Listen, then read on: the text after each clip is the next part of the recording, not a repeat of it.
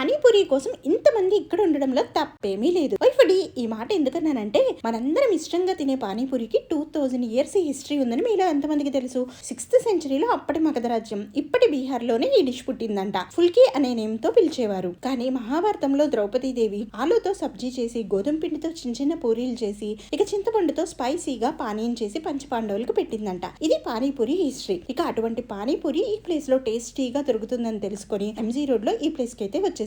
ఇక్కడ క్రౌడ్ చూస్తుంటే మీకే అర్థమవుతుంది కదా. పానీపూరి తిందామంటే ఆల్రెడీ 60 మంది ప్లేట్లు పట్టుకొని రెడీగా ఉన్నారు. ఇక లాభం లేదని దహీపూరి అన్న ట్రై చేద్దామని హిస్టరీలో రాజ్యాల కోసం రాజులు యుద్ధం చేసినట్టు ఒక మినీ యుద్ధమే చేసి ఫైనల్ గా దహీపూరిని అయితే సాధించా. దహీపూరి పైన పోమగ్రానైట్ తో టాపింగ్ చేసి ఇచ్చారు. ఫేస్ ఎక్స్ప్రెషన్ మీకు అర్థమవుతుంది కదా టేస్ట్ ఎంత బాగుందో అని. ఇక పానీపూరి ఇంకెంత బాగుండేదో. ఇక దీని లొకేషన్ మన Vijayawada MG road Malabar gold opposite లోనే ఉంటుంది. మరిన్ని ఇలాంటి ఫుడ్ కంటెంట్ కోసం నా పేజ్ ని ఫాలో చేయండి.